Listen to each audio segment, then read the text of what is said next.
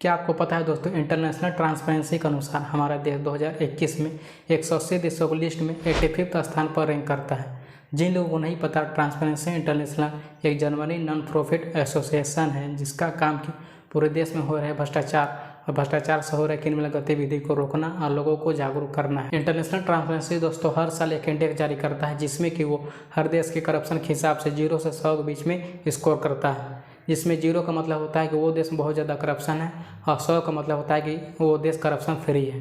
तो दोस्तों आप इस इंडेक्स में साफ साफ देख सकते हैं कि 2012 से लेकर अब तक हमारे देश का स्कोर 36 से लेकर 41 के बीच में ही रहा है। इसका मतलब ये होता है दोस्तों कि हमारे देश में करप्शन को लेकर अभी तक भी कोई खास सुधार नहीं हुआ है। तो नमस्कार दोस्तों, मैं हूं मिथिलेश कुमार। चलिए दोस्तों इस वीडियो में जानने की कोशिश करते हैं कि हमारे देश में भ्रष्टाचार होने की क्या वजह है और क्यों हमारे देश से भ्रष्टाचार खत्म नहीं हो रही है। सबसे पहले हम जान लेते हैं दोस्तों, हम भ्रष्टाचार किसे कहेंगे।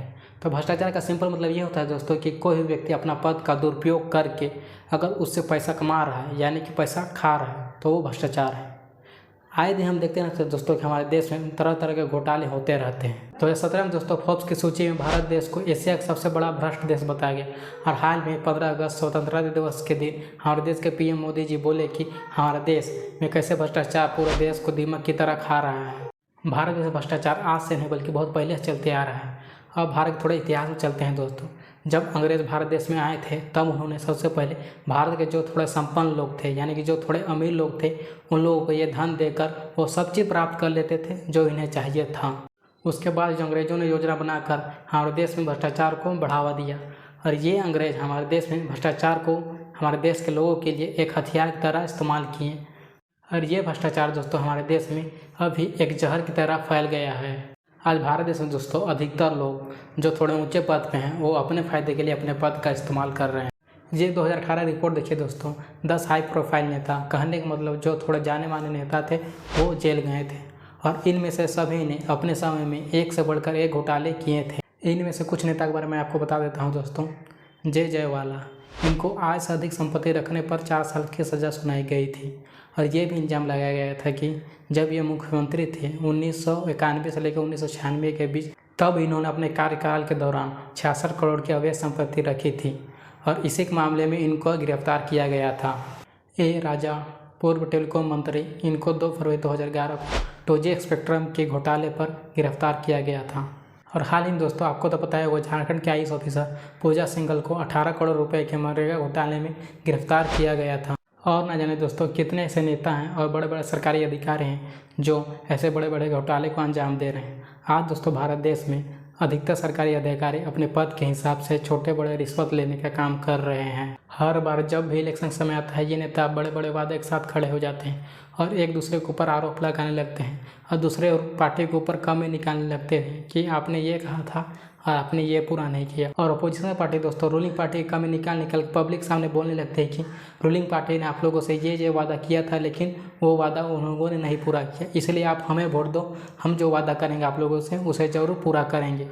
अभी हाल ही दोस्तों जब CBI ने मनीष सिसोदिया के आवास पर छापेमारी मारी तब बीजेपी सरकार ने आप सरकार पर निशाना साधते हुए बोला कि ये रेवड़ी सरकार भी है और बेवड़ी के भी। तब मनीष सिसोदिया ने बीजेपी को बोला कि भ्रष्टाचार वो नहीं है जिसे प्रधानमंत्री बोल रहे हैं। अगर ऐसा होता तो CBI और ED गुजरात में हो रहे जहरीली शराब की त्रासदी के बाद घोटाले की जांच कर रहे होते।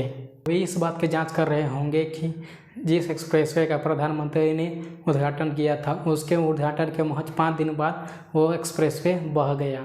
तो आप देख ही सकते हैं दोस्तों कि ये मिनिस्टर कैसे मौका पाते ही एक दूसरे के ऊपर कैसे आरोप लगाने लगते हैं। अभी हाल ही दोस्तों सेंट्रल विजिलेंस कमीशन की रिपोर्ट के अनुसार 171 करप्शन केसों में 600 ऑफिसर इन्वॉल्व थे। तो चलिए दोस्तों अब सीधे बात करते हैं कि भारत देश में करप्शन होने की आखिर क्या वजह है। भारत देश में भ्रष्टाचार होने के वैसे तो बहुत सारे कारण हैं लेकिन मुझे ये लगता है कि ये 3 कारण भारत में भ्रष्टाचार होने की बहुत बड़ी वजह है। तो पहला कारण है पब्लिक यूनिटी। भारत देश में दोस्तों भ्रष्टाचार को लेकर लोग तो आपस में तो बात करते हैं लेकिन गौर करने वाली बात यह है कि भ्रष्टाचार को लेकर भारत के लोगों में एकता नहीं है। और दूसरा कारण है दोस्तों लोग मजबूर हैं। अगर कोई व्यक्ति भारत देश में कहीं पे काम करवाना चाहता है तो जहाँ संभव ना हो सके जाने अनजाने में वो भ्रष्टाचार का सहारा लेता है, क्योंकि उसे ऐसा लगता है कि अगर काम करवाना है तो काम के बदले कुछ रुपए देने पड़ेंगे और वैसे भी वो अकेला आवाज़ उठा के ये सबको नहीं रोक सकता और ऐसे में लोग मजबूर हो जाते हैं। और तीसरा कारण है हमारे देश में भ्रष्टाचार को लेके कोई कड़ी सजा किसी को नहीं होती। हमारे देश में अगर कोई व्यक्ति बड़ा भ्रष्टाचार करते वक्त भ्रष्टाचार विरोधी द्वारा या मीडिया द्वारा रंगे हाथ पकड़े भी जाता है तो भी उसे कम सज़ा होती है।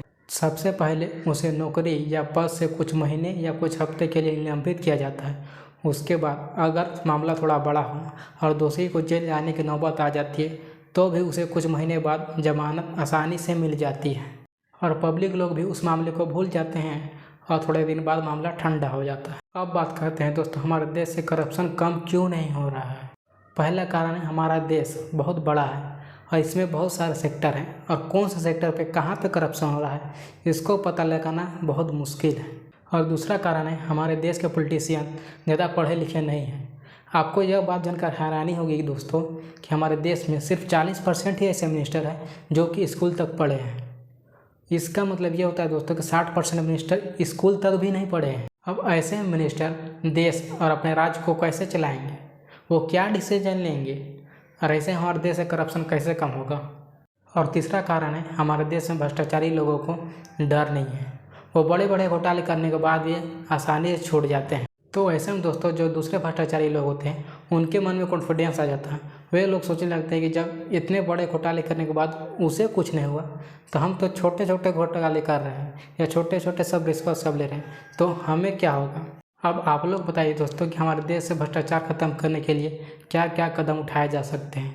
अपनी राय कमेंट बॉक्स में ज़रूर से ज़रूर लिखें। अगर दोस्तों इस वीडियो से आपको कुछ सीखने को मिला तो इस चैनल को सब्सक्राइब करें और वीडियो को शेयर करें। तो मिलते हैं दोस्तों एक और नए वीडियो में, तब तक के लिए गुड बाय।